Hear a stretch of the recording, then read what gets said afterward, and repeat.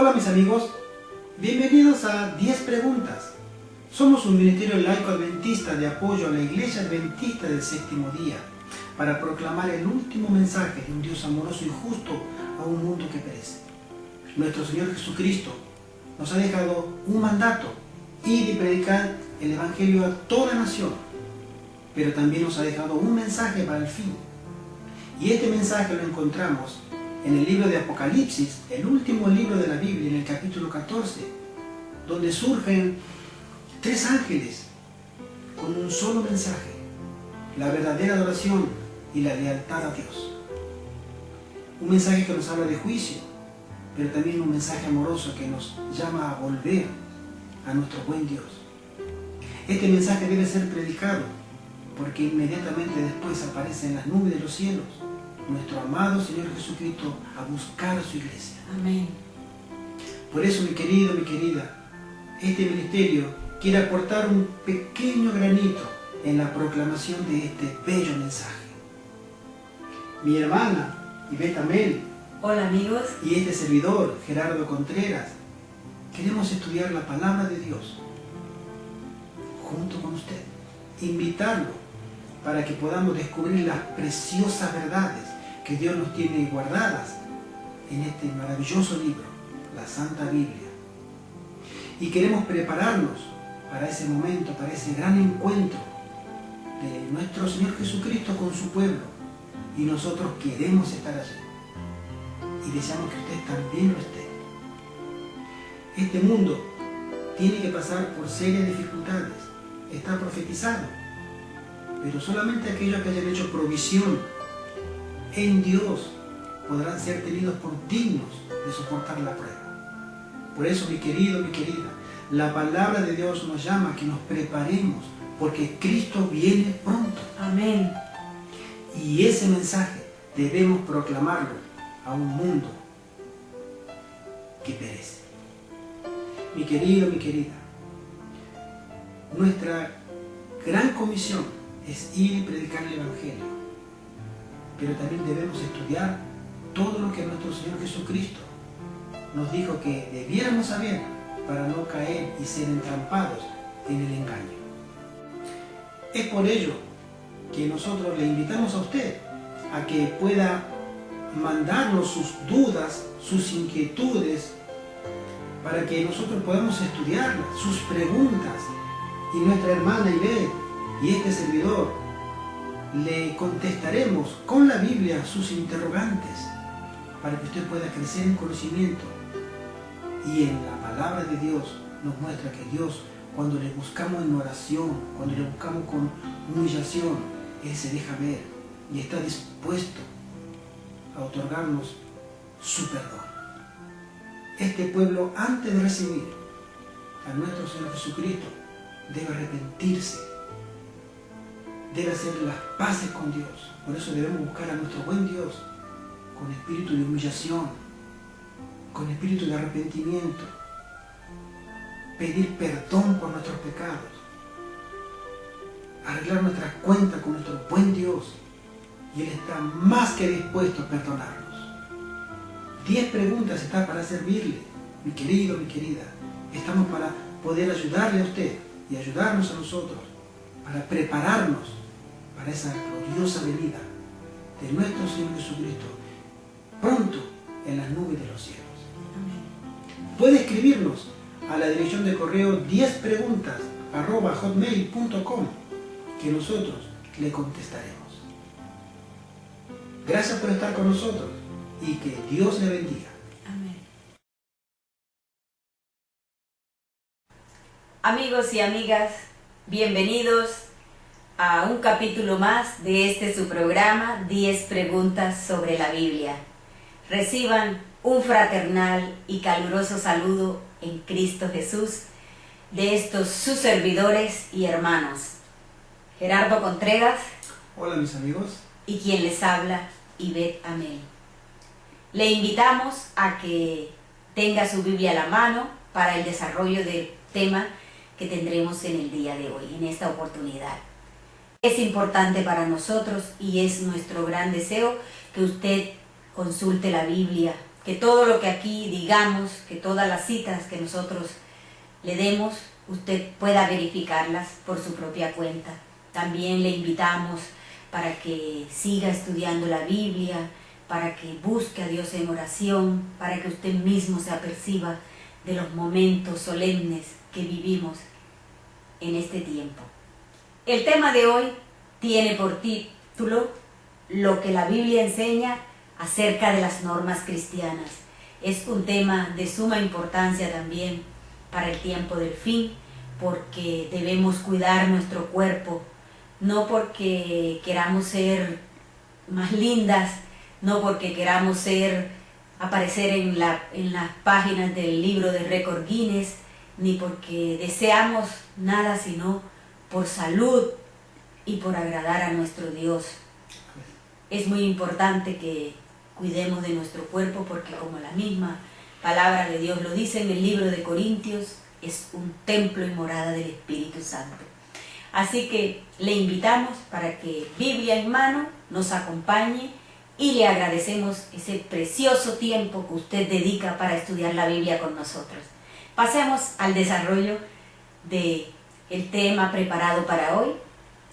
Y la primera pregunta dice así: ¿cómo considera Dios el cuerpo humano?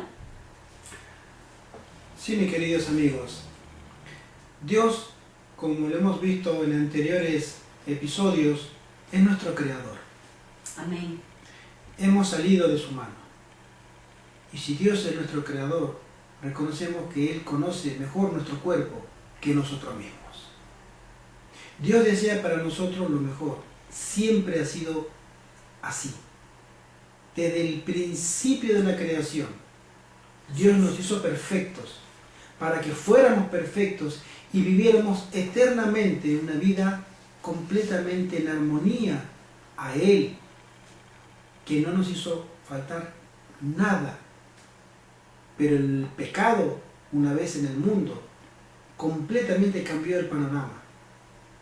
Pero Dios desea restaurarnos, y no solamente de manera espiritual, sino también física. Nosotros, si tuviéramos la intención de servir a Dios, también tenemos que entender que Dios se preocupa por nuestra salud física, nuestro cuerpo, que es, como lo dice la palabra de Dios, es un templo. Vayamos al libro de 1 Corintios capítulo 6. En el libro de los Corintios capítulo 6, Pablo dice así: tengamos en cuenta el contexto de que la iglesia de Corinto era de todas las iglesias que había predicado Pablo y levantado comunidades, iglesias, Efesios, Colosas, Filipo, en fin, Corinto era la más problemática. La iglesia de Corinto era una iglesia que tenía serios problemas de conducta moral. Por sobre todo, era la peor de las iglesias. Sin embargo, él escribe a esa iglesia con mucho amor.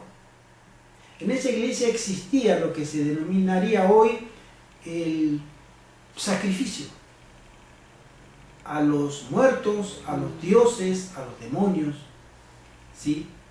Y eso se había permeado, que era común en esa cultura, en esa sociedad, dentro de la iglesia, porque el que hoy era cristiano, hacia un mes atrás, era un conservador y practicante de esas costumbres. Y Pablo le escribe a ellos, a esa iglesia naciente, y le dice lo siguiente en el versículo 19 y 20.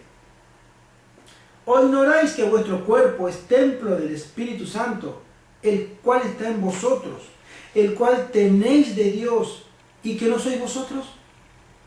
Porque habéis sido comprados por precio. Glorificad pues a Dios en vuestros cuerpos y en vuestros espíritus, los cuales son de Dios. Es decir, mi cuerpo no me pertenece si creo en Dios. Si realmente he aceptado a Cristo en mi vida y he nacido de nuevo, debo aceptar y comprender que mi cuerpo no me pertenece, sino que es de Dios. Amén. y que si conservo todo lo que tengo, que viene de Dios, también Dios desea que conserve mi salud. Pero lo voy a hacer en armonía a las leyes que Dios estableció para la salud de mi cuerpo. Entonces, Dios a nosotros nos pide que seamos conscientes de que necesitamos conocer la voluntad de Dios para que nuestro cuerpo también sea prosperado, así como nuestra vida espiritual. Pasamos ahora a la pregunta número 2, que dice así: ¿en qué dos aspectos de la salud se interesa Dios?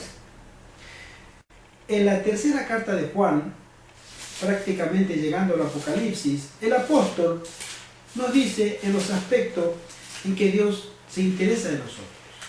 Dice así, tercera de Juan, versículo 2. Amado, yo deseo que tú seas prosperado en todas las cosas y que tengas salud, así como prospere tu alma. Es decir, nuestro beneficio al conocer a Dios no tiene que ser únicamente intelectual, espiritual, es muy importante, sino que tiene que ser integral, en un todo.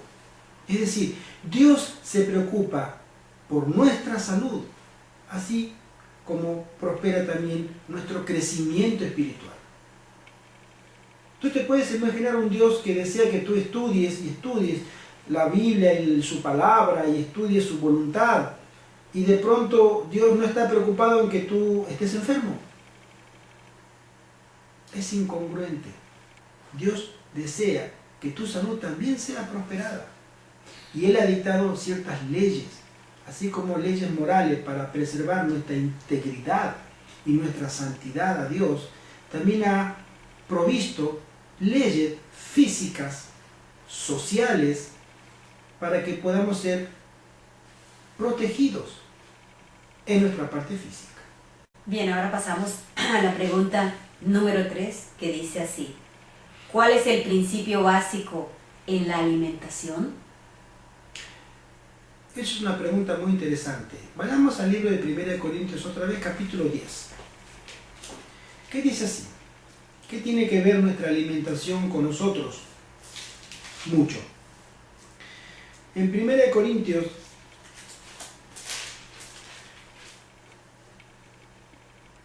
capítulo 10, versículo 31 dice así: si pues coméis o bebéis o hacéis otra cosa, hacedlo todo para la gloria de Dios. Mi querido, aunque tú no te des cuenta o no te hayas dado cuenta, todo lo que tú haces tiene una repercusión espiritual en tu vida. Y Dios te dice, si tú vas a hacer esto o aquello, comer o beber, trabajar, salir o entrar, hablar, descansar, si tú realmente eres un hijo e hija de Dios, vas a buscar en todo que sea para la gloria de Dios. Amén. Por eso tenemos que ser cuidadosos en lo que hacemos, en lo que decimos, en todos nuestros aspectos diarios de la vida, porque se nos aconseja para que todo lo que hagamos en nuestras actividades, nosotros seamos un testimonio, una voz hablada con lo que vivimos, para que sea para la gloria de Dios. Ese es necesario y fundamental para que comprendamos también cuál sea la buena voluntad de Dios, que es agradable y perfecta en nuestra vida, para que nosotros podamos agradar a Dios si buscamos primero la gloria de Él. Ahora pasamos a la pregunta número 4, que dice así: ¿qué carnes son inconvenientes? En el antiguo Israel había una cierta dieta, ¿no?, de alimentos. Vayamos al libro de Levítico. Levítico capítulo 11. Si nosotros buscamos el capítulo 11, el versículo 3 en adelante, dice lo siguiente. Todo el capítulo habla sobre ciertas leyes de la salud, principalmente la de la alimentación. Del 13 en adelante leo: de entre los animales, todo el que tiene pezuña hendida y que rumia, este comeréis. Pero de los que rumian o que tienen pezuña, no comeréis esto. El camello, porque rumia pero no tiene pezuña hendida, lo tendréis por inmundo. También el conejo, porque rumia pero no tiene pezuña, lo tendréis por inmundo. Asimismo la liebre, porque rumia pero no tiene pezuña, lo tendréis por inmundo. También el cerdo, porque tiene pezuña y es de pezuñas hendidas, pero no rumia, lo tendréis por inmundo. De la carne de ellos no comeréis ni tocaréis su cuerpo muerto, los tendréis por inmundos. Esto comeréis de todos los animales que viven en las aguas, todos los que tienen aletas y escamas en las aguas del mar y en los ríos, estos comeréis. Pero todos los que no tienen aleta ni escamas en el mar y en los ríos, así de todo lo que se mueve, como de toda cosa viviente que están en las aguas, lo tendréis en abominación. Os serán pues abominación, de su carne no comeréis y abominaréis sus cuerpos muertos. Mi querido, ¿qué significa esta característica? Que tenga pezuña hendida y que rumie. Hoy sabemos que la característica que hablan de los animales terrestres y de los animales del agua es común a estos dos tipos. ¿Por qué? Los que rumian y los que tienen la pezuña hendida son los animales vegetarianos, los animales que comen hierbas. Y debajo de las aguas, los peces que tienen escama y aleta son en el mismo grado los animales vegetarianos, debajo del agua, comen plantitas. Todo otro animal que no tiene esta característica, o son carnívoros o son carroñeros, tanto arriba como abajo, sobre la faz de la tierra como por las aguas. Un animal en las aguas que no tenga escamas y aletas es un animal que es carnívoro, comerá a otros pescados, moluscos, crustáceos y tanta variedad de peces, o carroñeros directamente, como por ejemplo los animales que están en los lechos de los ríos y de los mares, que ellos se alimentan directamente de los residuos, ¿no? De lo que cae, no importa lo que sea. Y arriba, en la superficie, los animales vegetarianos, los que comen vegetales, tienen su carne que en su momento Dios les permitió comerlas, pero que no fueran inmundas, que no fueran carroñeros o que no fueran animales carnívoros, asesinos, que mataban, desgarraban, ¿sí?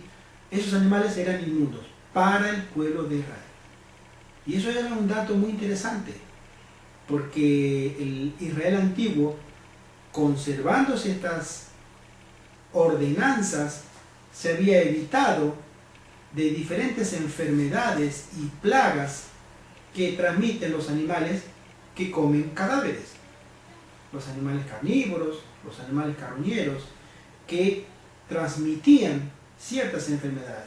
Hasta el día de hoy nos llega una enfermedad, por ejemplo, la del cerdo, que es la triquinosis, que es una enfermedad que todavía no ha sido erradicada, que se enquista dentro de lo que serían las carnes de este animal cuando está enfermo. Y es un virus que produce muerte, es mortal cuando está avanzado en el consumo en ciertas personas. Entonces, mis queridos hermanos y amigos, sabemos nosotros que Dios desea lo mejor.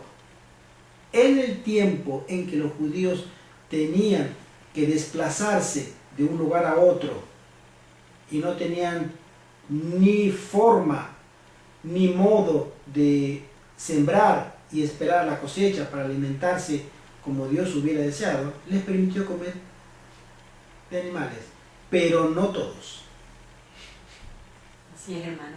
Sin embargo, hermano, nosotros a veces nos encontramos en la calle con personas y el mundo moderno hoy consume de toda clase de crustáceos, toda clase de frutos del mar, como le llaman, de cerdo y de toda clase de animales. Hoy en día no hay prohibición en las carnes para el mundo, digámoslo así.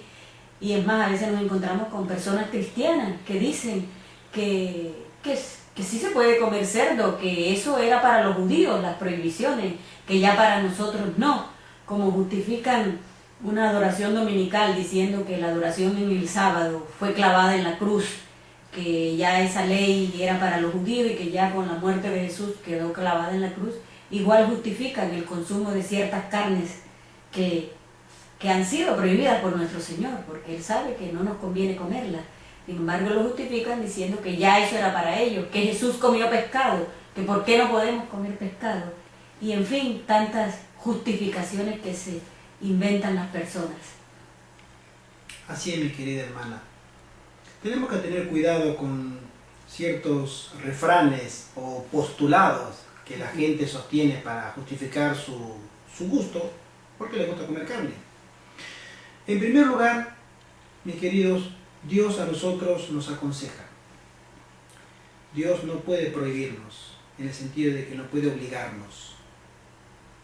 Dios a nosotros nos da la libertad de elección y siempre la va a respetar. Amén. Dios a nosotros nos aconseja y nos dice que si comemos determinado tipo de alimentos, tendremos determinado tipo de salud. Si comemos carne, tendremos también consecuencias por las que un carnívoro se alimenta. Si somos vegetarianos, Dios también obviamente nos dice que tendremos un determinado nivel de salud, que sería muy bueno. Yo escuché las personas que dicen que si Jesús comió pescado y yo voy a seguir el consejo de Jesús, mi maestro, y si él comió pescado o carne, yo también voy a comer carne, creo que está tomado fuera de contexto. Jesús, nuestro único ejemplo, nuestro Salvador, él nació en Judea. Nosotros, el pueblo de Israel espiritual, no está en Judea, está en Babilonia. Nosotros tenemos que pensar que Jesús estuvo en otra época, en el contexto, y lo que en su momento a él se le permitía, o a la nación judía, en otra época, al pueblo de Israel, no se le permitía. Si nosotros realmente queremos saber cómo se alimentaba el pueblo de Dios en Babilonia, porque estamos en Babilonia, la gran ciudad que domina sobre todas las otras ciudades, tenemos que ver qué pasó en la Babilonia con los verdaderos hijos de Dios. Y no nos queda otro que referirnos a Daniel y sus amigos. La experiencia de Daniel es nuestra experiencia. Ellos decidieron de mutuo acuerdo y de forma voluntaria abstenerse de la dieta del rey y no contaminarse. Entonces, si queremos nosotros entender qué va a suceder en Babilonia espiritual, tenemos que ver qué pasó en la Babilonia real. Entonces, cuando estudiamos lo que sucedió en la Babilonia real, que hay muchas lecciones, entonces podemos sacar una enseñanza para nosotros que vivimos al final del tiempo en la Babilonia espiritual. Por eso creo personalmente que no es válido el ejemplo de que Jesús haya comido pescado, porque Jesús tampoco se cortaba el pelo y Jesús tampoco se afeitaba, y hoy los cristianos se cortan el pelo y se afeitan. Pero Pablo menciona sobre las costumbres que tenían los judíos y que él llama a que nosotros tengamos en cuenta el nuevo periodo que se abría para la iglesia cristiana. Entonces, Pablo menciona de que a los cristianos les es honroso, les es grato y digno que tengan el pelo corto. No como los judíos de antaño que no se cortaban el pelo, y menos la punta de las barbas, es decir, tenían la barba de profeta, como uno dice, ¿no? Sin embargo, él menciona que sí, al cristiano se podía cortar el pelo, pero que a las damas no le era necesario cubrirse con un paño, con una tela, su cabeza en señal de respeto, porque a ellas les era dado el cabello largo. Y a ellas sí le era honroso no cortarse el cabello, porque le era dado para reemplazar el velo. Es decir, tenemos que tomar las cosas en su contexto para poderlas entender correctamente. Jesús usaba una ropa que hoy creo que nadie andaría con una ropa, con una túnica, al menos en Occidente, pero si uno se va a Medio Oriente, a Judea, al Israel literal, y va a ver personas que están vestidas como hace 2000 años. Pero no significa de que porque Jesús haya vestido con una túnica, yo vaya a la iglesia también con una túnica. Es decir, tenemos que analizarlo en el contexto, mi querido. Pero para analizarlo en el contexto, hoy estamos en Babilonia y queremos saber qué pasó en Babilonia, literal, vayamos al libro de Daniel y ahí veremos muchas verdades. Una de esas es la que los verdaderos siervos de Dios optaron, eligieron, no fueron obligados. Ellos propusieron en sus corazones no contaminarse. Y el mensaje de los 3 ángeles nos llama a nosotros a que no nos contaminemos. Apocalipsis capítulo 18, del versículo 1 al 3, el mensaje del 4.º ángel es que no debemos contaminarnos con las prácticas que se hacen en Babilonia. Comida, vestida, costumbre, música, hábitos, tantas otras cosas. Ahora pasamos a la pregunta número 5, pero antes les recordamos nuestro correo electrónico, estimados hermanos, amigos y amigas, 10preguntas@hotmail.com, donde usted puede escribirnos y enviarnos sus dudas, sus preguntas, sus inquietudes, cualquier sugerencia que usted tenga, cualquier duda que tenga sobre cualquier tema de la Biblia, háganoslo saber y con gusto le estaremos respondiendo, estaremos haciendo todo el esfuerzo por tratar de despejar esta inquietud. La pregunta número 5 dice así: ¿por qué prescindimos de las bebidas alcohólicas? En la palabra de Dios se nos dice claramente por qué las bebidas alcohólicas son una trampa. Vayamos al libro de Proverbios, capítulo 20, versículo 1, que dice lo siguiente: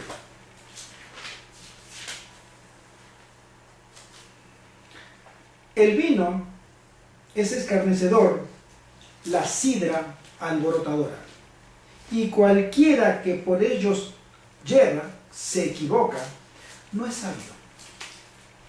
Se nos da una voz de alarma, que nosotros tenemos que tener cuidado con las bebidas alcohólicas, porque las bebidas alcohólicas tienen la facultad, el poder de nublar nuestro juicio. Actúan en el cerebro de manera que neutralizan nuestro sano juicio y nosotros no podemos decidir de manera correcta. Es decir, en una persona en estado de embriaguez, obviamente va a actuar de manera muy diferente a una persona que está en estado sobrio. Por eso se nos aconseja que no tengamos contacto bajo ninguna clase y en ninguna proporción con las bebidas alcohólicas, porque Dios no la aprueba.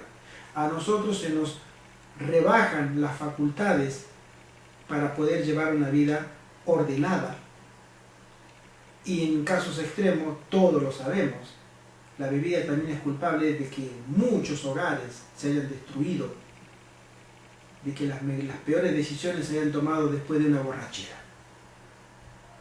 Hubo accidentes, hay accidentes muy trágicos, ya sea después de una discusión, terminan en pelea, cuando si no se hubiera tomado, nunca hubiera pasado. Accidentes de tráfico donde mueren miles y miles de personas, nunca hubieran pasado si no hubieran tomado.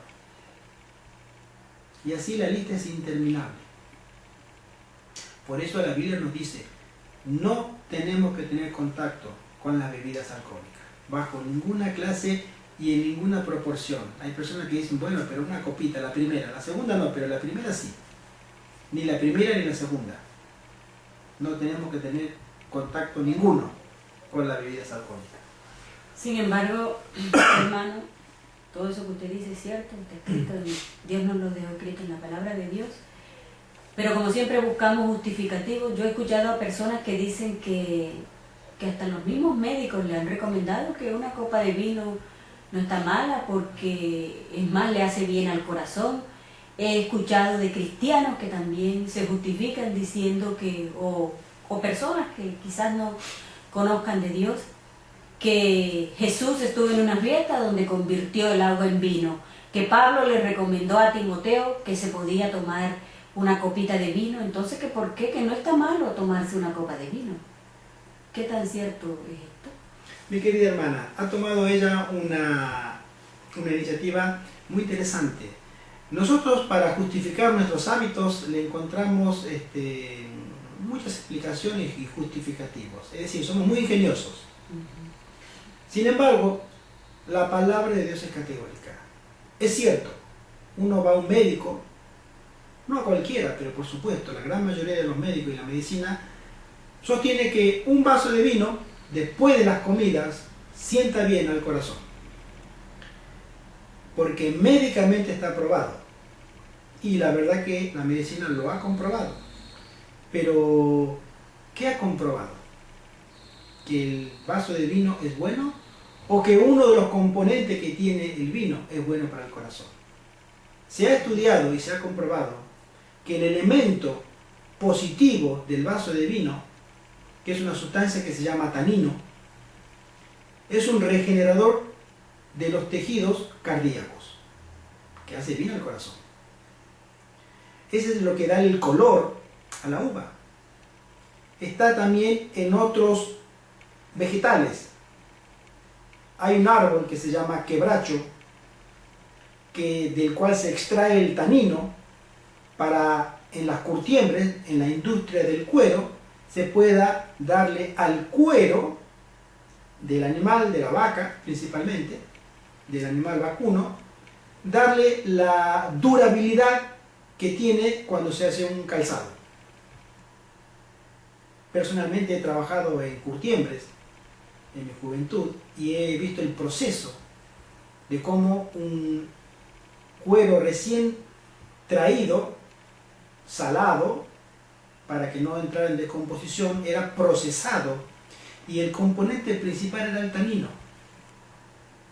Y ese elemento hacía que el cuero, lo que quedaba del animal, la piel del animal, sea preservada durante muchos años. Entonces, el vino, o mejor dicho, la uva, el jugo de la uva, contiene esa sustancia, que es tanino. Y esa sustancia en el corazón y en diferentes partes del cuerpo tiene ese mismo efecto regenerador. Ahora, ¿es necesario que nosotros tomemos un vaso de vino? Digamos que sí y no. Sí, porque tiene tanino, pero no porque tiene alcohol. A ese elemento podemos conseguirlo de otra forma. Podemos tomar un jugo de uva no fermentado que va a tener exactamente el mismo valor regenerativo que un vaso de vino con alcohol. Lo mismo, pero sin el inconveniente del alcohol. Porque el alcohol es adictivo, como el tabaco. Y tarde o temprano el alcohol me va a llevar a querer más alcohol, como el tabaco me lleva a querer más tabaco. Entonces, tengamos cuidado con ciertos consejos que maneja la ciencia. Y cuando en su momento, por ejemplo, el apóstol Pablo le dice a Timoteo que se tomara un vaso de vino por sus dolores estomacales, en la Biblia no hace distinción en el Nuevo Testamento de un jugo de uva recién exprimido a un jugo de uva fermentado, que ya tiene su reposo y que ya se está entrando en proceso de fermentación. Entonces no hay distinción, pero teniendo el contexto bíblico no podemos pensar que en Proverbios se nos dice que tengamos cuidado con la sidra, que es alborotadora, ¿sí?, a que Pablo le diga, tómate un vaso de sidra para tu estómago. Hay una contradicción Entonces, ese elemento, si lo miramos en el contexto, tiene que interpretarse como un jugo de uva sin fermentar. Un jugo natural de fruta. Y que sabemos que un jugo natural de fruta tiene muchísimo beneficio a nuestro organismo. Ahora pasamos a la pregunta número 6, que dice así: ¿por qué no conviene usar tabaco y café? Nosotros, como lo dije hace un rato mi hermana Ivette, somos muy propensos a conservar nuestras costumbres. Más aún si son esas costumbres las que nos producen ciertos placeres. Por ejemplo, hay personas que les gusta fumar, hay personas que les gusta beber, hay personas que les gusta usar ciertas drogas, personas que tienen adicción al café o a ciertas sustancias. ¿Por qué? ¿Porque ellas quieren? No. Porque su cuerpo se ha habituado. Es decir, han creado un hábito, una dependencia con cierta sustancia que su cuerpo ha conocido, y ante la insistencia de esa sustancia su cuerpo se ha acostumbrado. Es decir, se ha creado una adicción. La adicción es la que nos lleva a nosotros, por sobre nuestra voluntad, a que el cuerpo exija más de esa misma sustancia. Por eso es importante que nosotros no tengamos contacto con cierta sustancia, ni poco ni mucho. Vayamos al libro de 1 Corintios capítulo 3.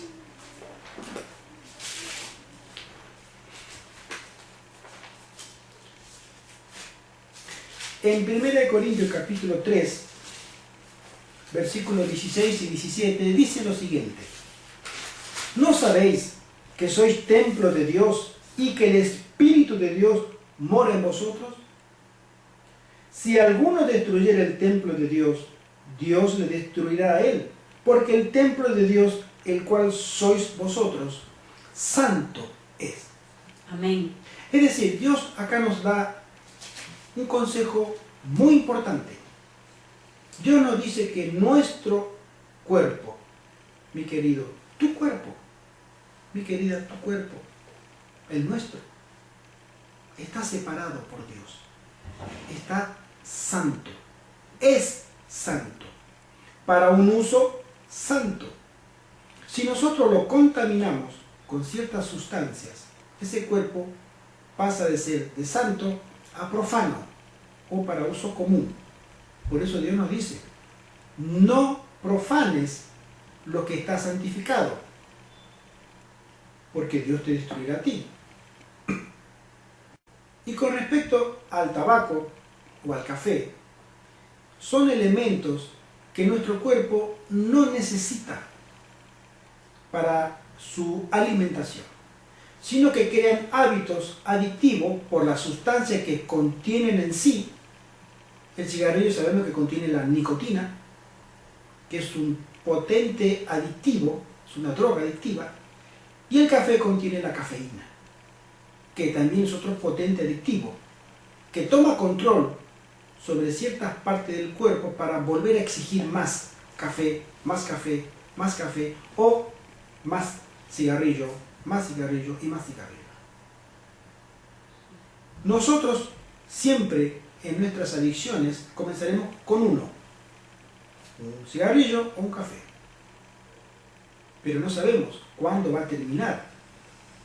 Puede ser que tomemos uno y no más, o puede ser que tomemos uno, dos, tres y lleguemos a una adicción. Nosotros tenemos que ser cuidadosos, no en lo que se nos presenta, sino cuidadosos en cuidar nuestro cuerpo. Que si nosotros miramos que este cuerpo es templo del Espíritu Santo, el Espíritu Santo nos dará a nosotros la sabiduría para aceptar ciertos alimentos y rechazar otros. Debemos ser cuidadosos y estudiar la palabra de Dios, porque al final del tiempo la gran mayoría sería engañada por este gran pecado, que es el del pecado del apetito o el pecado de la intemperancia, el no dominio sobre nuestras costumbres, nuestros hábitos, principalmente los alimenticios. Así es, hermano. Sin embargo, también a veces nos encontramos con personas que dicen, no, si mi cuerpo es mío, este cuerpo es mío y con él hago lo que me dé la gana. Por lo menos cuando observo por la calle esas personas con esos tatuajes, con esas marcas tan exóticas, tan exuberantes que se hacen en todo el cuerpo, brazos, hombros, todas esas cosas. Y también las personas que consumen droga, que se inyectan heroína, todos estos hábitos que traen tantas consecuencias funestas. Hablaba usted del café, del tabaco que crean adicción, pero también tenemos las bebidas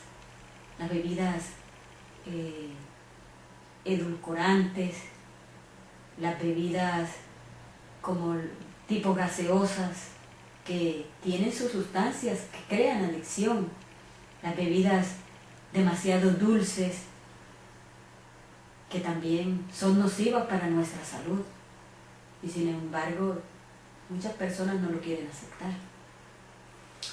Sí, mi querida hermana, es muy cierto lo que dice nuestra hermana Eve.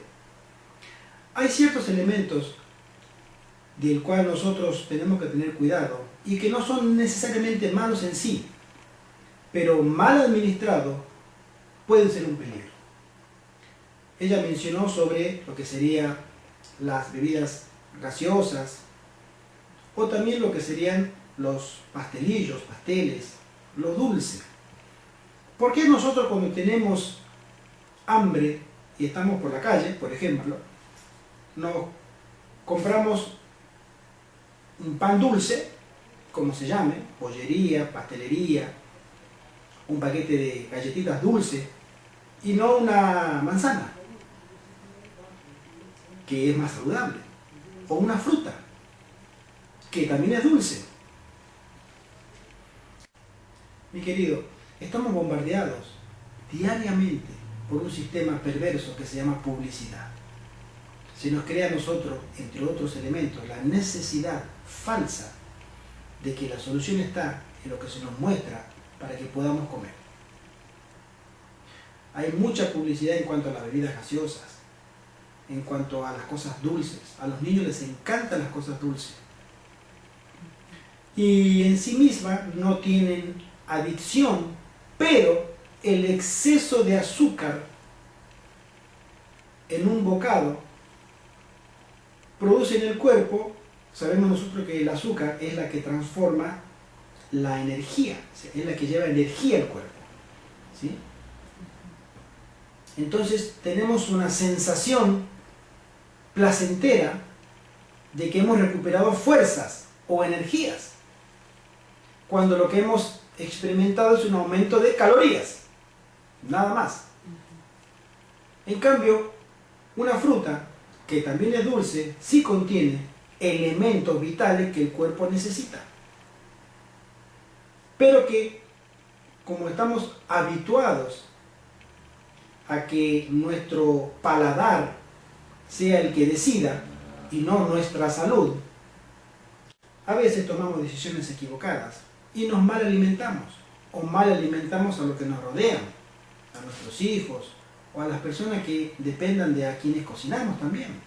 Por eso debemos ser cuidadosos, debemos instruirnos, pedir consejo a Dios de cuál es nuestro verdadero papel dentro de las personas que nos rodean, nuestra responsabilidad para vivir una vida santa y que nuestro cuerpo se mantenga santo, apartado para uso divino.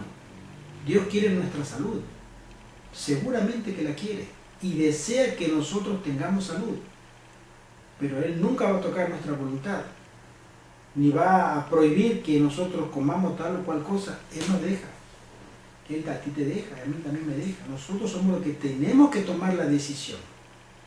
Por eso un estudio profundo de la palabra de Dios nos va a llevar a la comprensión de que al final del tiempo, en la Babilonia espiritual, hay una nueva dieta. En Israel, en la época en que fue llevado Daniel y sus amigos, se comía carne. Pero cuando él fue llevado a Babilonia,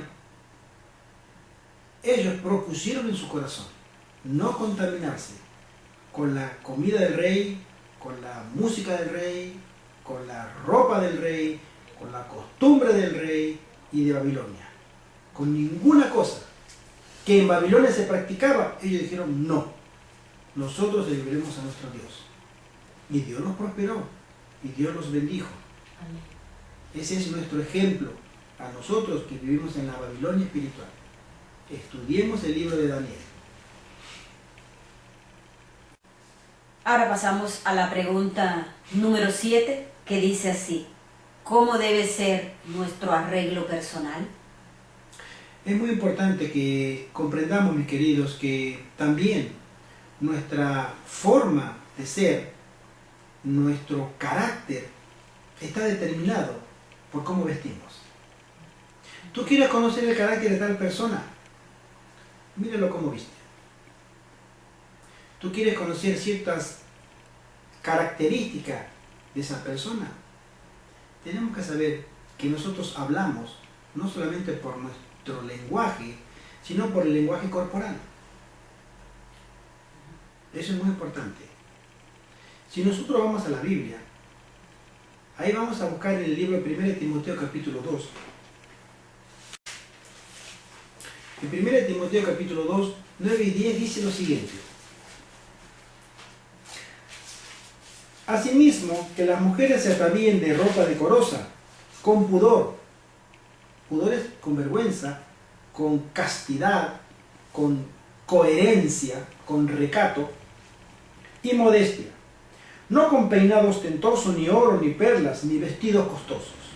Es decir, la sencillez tiene que demostrarse en un corazón apacible y humilde, pero también en la forma de vestirnos. Sino con buenas obras, que se vistan las mujeres, como corresponde a mujeres que profesan piedad. A nosotros se nos aconseja, y principalmente a las mujeres, porque sabemos que las mujeres, y esto lo digo con todo el aprecio que le tengo a las mujeres, especialmente a mi esposa, que las mujeres tienen una gran debilidad, que es la vanidad. Ellas necesitan sentirse agradables, vistosas, ¿sí? Y ese es un gran peligro, porque se corre el riesgo de que puedan ser inducidas a exagerar esa necesidad de sentirse bien presentables, bellas, hermosas. La Biblia habla de mujeres hermosas y bellas, y por supuesto que la hay, pero la Biblia resalta que la hermosura y la belleza tiene que ser interna, interior, de un corazón afable, apacible, humilde, temeroso de Dios. Y ese corazón ante Dios es precioso como el oro. Y así es como nosotros debiéramos ser y vivir. El hombre también tiene que ser cuidadoso con sus ropas y con su aspecto, porque nosotros damos testimonio, no solamente de cómo predicamos o lo que sabemos, sino también de cómo vivimos. Tenemos que ser cuidadosos con respecto a la costumbre que tenemos. Los hombres son más propensos a ponerse marcas en el cuerpo, tatuajes, que son moda, pero también que hacen a lo que es el carácter. Debemos ser cuidadosos con eso, mis queridos. Bueno, ahora pasamos a la pregunta número 8, que dice así: ¿por qué no asistimos a espectáculos inconvenientes?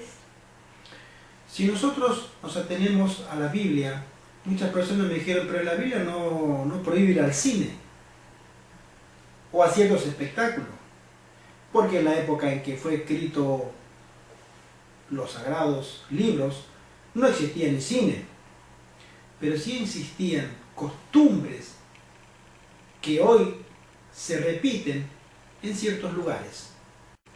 Por eso en 1 de Pedro capítulo 2 vamos a leerlo, que dice lo siguiente. El apóstol Pedro, en 1 de Pedro 2, 21, dice así: Pues para esto fuisteis llamados, porque también Cristo padeció por nosotros, dejándonos ejemplo para que sigáis sus pisadas.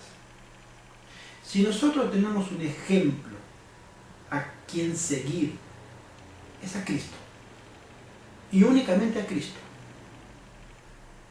Si nosotros fuéramos hoy al cine a ver una película, el último estreno, de lo que sabemos que esa película algo tiene que ver con el espiritismo o con violencia, nosotros, si tuviéramos la oportunidad de invitarlo a Cristo al cine, ¿lo haríamos? Y si pudiéramos hacerlo, ¿Él nos acompañaría? Esa es la respuesta que nosotros tenemos para con este interrogante. ¿Iría Cristo a ese lugar? ¿Se sentiría cómodo Cristo en un lugar así? Si Él no se sentiría cómodo, ¿por qué yo sí? Entonces, nosotros tenemos un solo ejemplo, que es Cristo. Y si vamos a un lugar del cual tenemos duda, la primera pregunta que nos despejaría esa duda es, ¿iría Cristo conmigo ahí? Y ya la respuesta la tendremos en el momento. Así es, hermano, por lo menos hay personas que dicen que ir a bailar no es malo porque es una diversión, es una alegría. Sin embargo, sabemos que en estos sitios, normalmente en las discotecas, ¿qué es lo que más abunda? Ya cuando las personas tienen ciertas copas encima, comienzan los problemas, las riñas, las peleas. ¿Y cuál es el espíritu predominante en un sitio de esto? No creo que sea el espíritu de Dios, donde está la música tan elevada, donde las personas se van sintiendo como poseídas, digámoslo así, y comienzan a actuar. No creo yo que sea el Espíritu de Dios el que reine ni el que esté presente en un sitio de estos. Nosotros como cristianos debemos entender que no hay comunión entre la luz y las tinieblas. Amén. No hay comunión entre la verdad y el error, entre Cristo y Belial. Es decir, no puede haber comunión. No podemos conciliar la idea de que voy a ir a divertirme, a poder agradar a mis sentidos, que si están santificados me van a llevar a un lugar donde exista las bebidas alcohólicas, la sensualidad, las bajas pasiones, un lugar donde probablemente se encuentren en situaciones de violencia, peleas, donde se excite a la vista y a los sentidos, donde hasta incluso el sexo mismo es relajado. En fin, todo lo que el mundo nos pueda ofrecer. Si nosotros tenemos la idea de que somos siervos de Dios, nosotros estamos de parte de la luz, de parte de Cristo y de parte de los santos. No tenemos comunión en absoluto con esas prácticas y no debiéramos tenerla, porque eso es una puerta de entrada para que nosotros rebajemos las normas, para que después en nuestra vida se experimenten cambios que podrían terminar en una apostasía, sin darnos cuenta. Ahora pasamos a la pregunta número 9, que dice así: ¿por qué la sierva del Señor nos aconseja el vegetarianismo? Mis queridos, nosotros como adventistas entendemos que para el final del tiempo debiéramos tener en claro que la alimentación iba a tener un determinante muy importante en nuestra vida espiritual. La hermana Huay nos dice a nosotros con respecto a este tema. En el libro Consejos sobre la Salud, en la página 129, ella escribió así: los que están en situación de poder seguir un régimen vegetariano, pero prefieren seguir sus propias inclinaciones en este asunto, comiendo y bebiendo como quieran, irán descuidando gradualmente la instrucción que el Señor ha dado tocante a otras fases de la verdad. Perderán su percepción de lo que es verdad y cegarán con toda seguridad lo que hayan sembrado. Estoy comisionada para decir a los padres: colocaos enteramente, alma y espíritu, del lado del Señor en este asunto. Debemos recordar en estos días de prueba que estamos en juicio delante del Señor del universo. ¿No renunciaréis a las costumbres que os causan daño? Las palabras valen poco. Mostrad por vuestros actos de abnegación que queréis obedecer a las órdenes que el Señor da a su pueblo peculiar. Luego, colocad en la tesorería una parte del dinero economizado por medio de vuestro renunciamiento y habrá recursos para proseguir la obra de Dios. Algunos piensan que no pueden vivir sin comer carne, pero si quisieran ponerse de parte del Señor, decididos a andar resueltamente en la senda en que Él nos ha guiado, recibirían fuerza y sabiduría como Daniel y sus compañeros. Dios les daría entendimiento sano. Muchos se sorprenderían al ver cuánto podrían economizar para la causa de Dios mediante actos de renunciamientos. Las sumitas ahorradas por acto de sacrificio contribuirán más para edificar la causa de Dios que las donaciones cuantiosas que no son el fruto de la abnegación. Qué importante cita.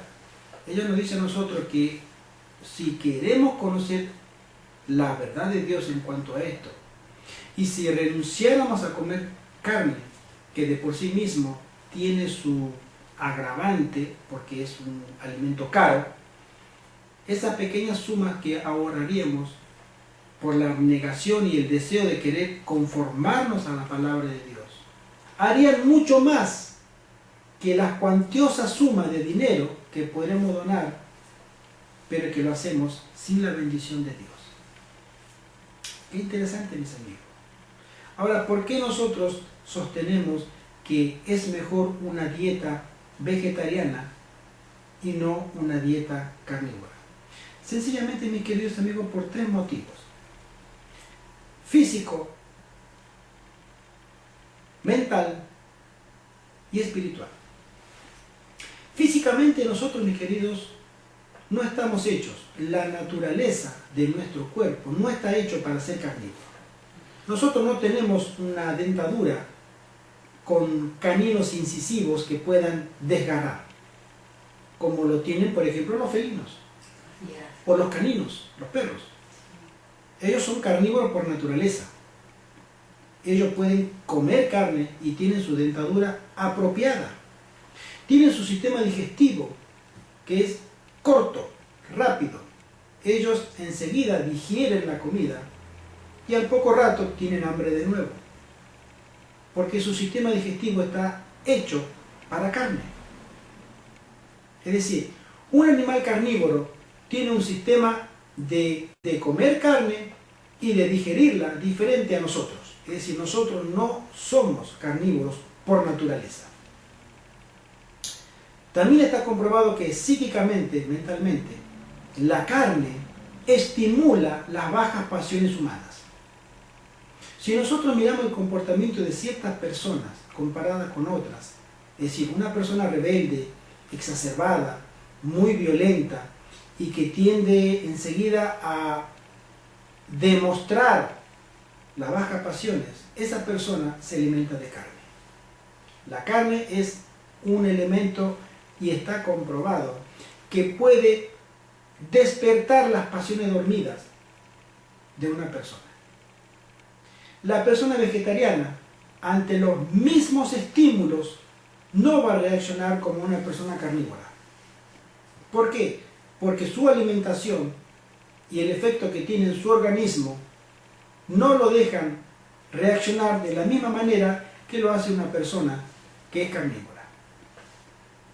Y espiritualmente, mi querido, nosotros, si podemos y tenemos acceso a internet, vamos a ver que las personas que no son cristianas también, las personas que nosotros les denominamos gurúes, las personas que tienen potencial espiritual muy grande, y esos que están conectados con el mundo espiritual 100%, los brujos, los chamanes, los pais, en fin, tanta gente que está conectada con el mundo espiritual, ellos son vegetarianos.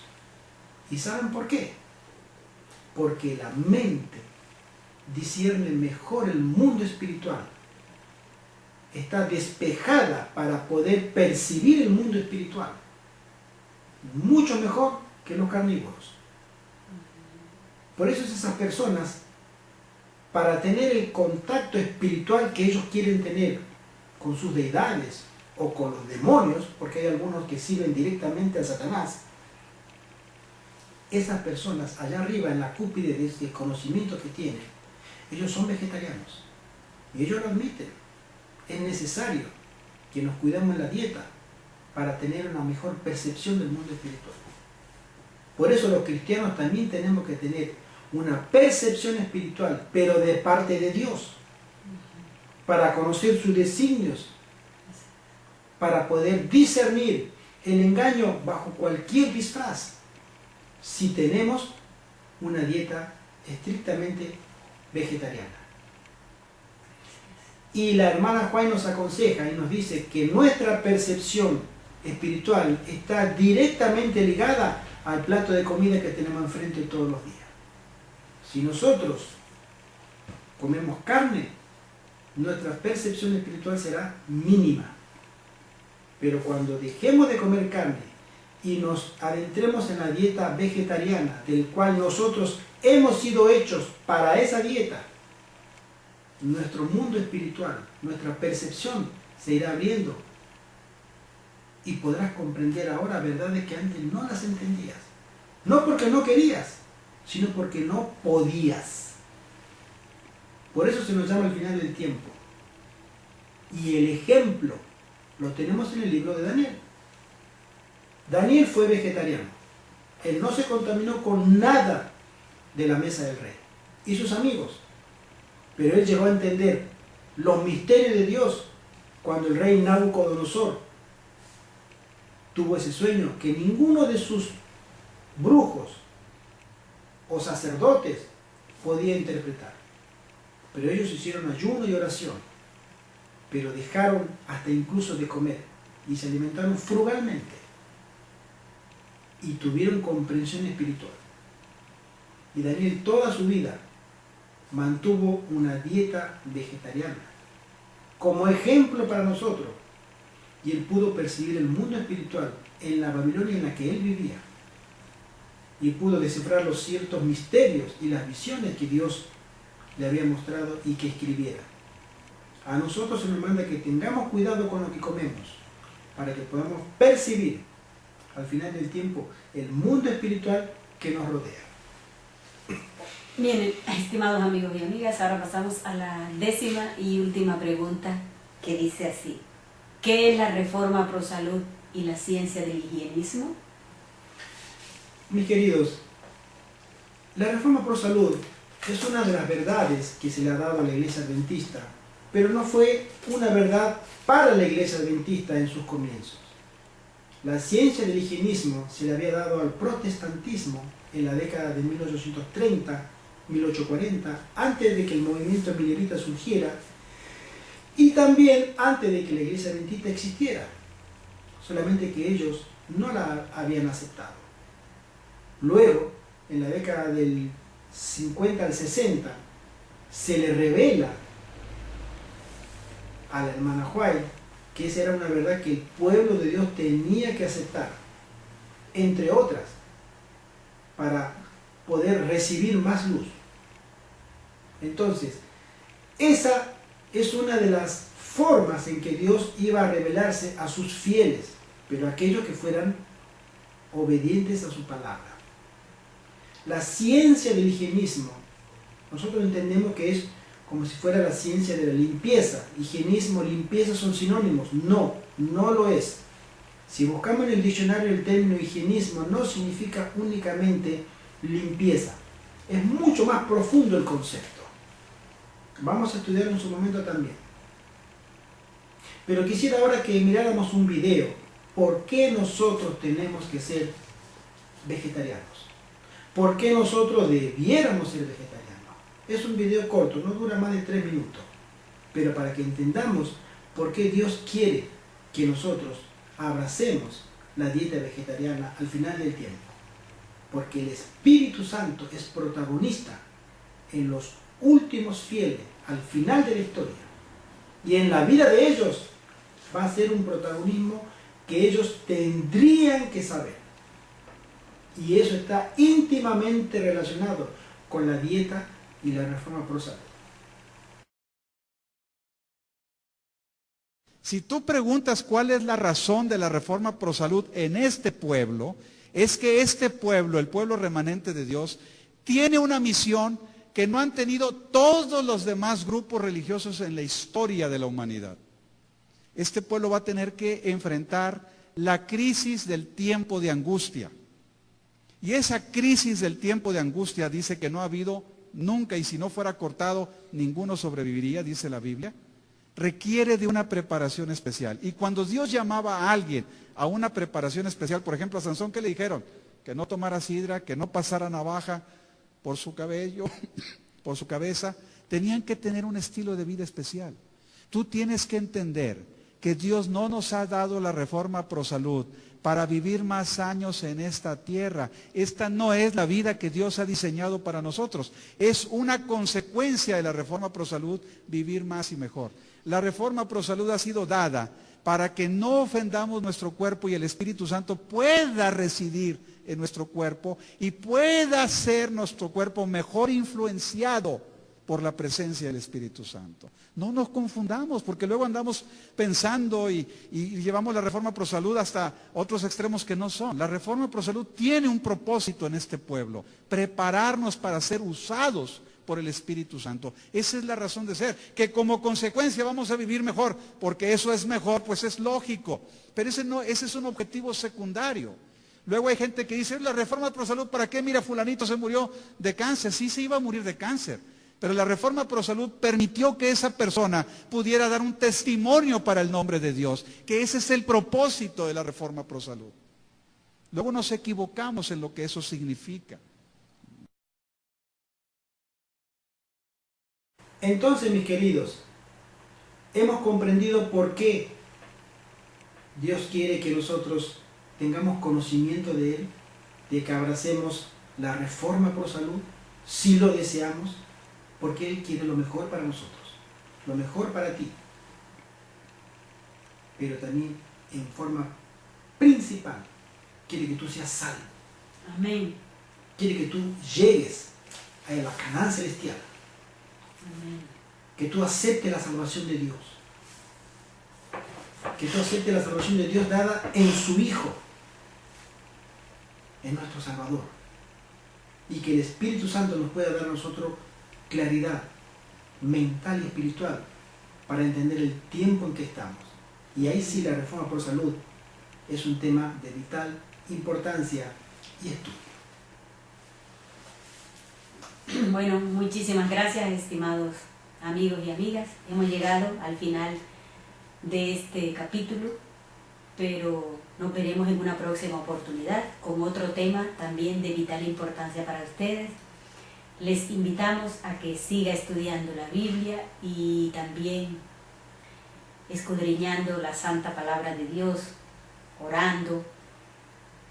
Y es nuestro deseo que este tema de hoy sea edificante para usted, que lo sea y lo siga siendo. Usted, como dijo nuestro hermano, tenemos el libre albedrío, podemos elegir lo que queramos, pero todo depende de usted. Tome su decisión, si quiere seguir siendo carnívoro o si desea ser vegetariano. Es su decisión. Muchísimas gracias por acompañarnos en el estudio de la palabra de Dios y nos vemos en una próxima oportunidad. Muchas gracias. Amén.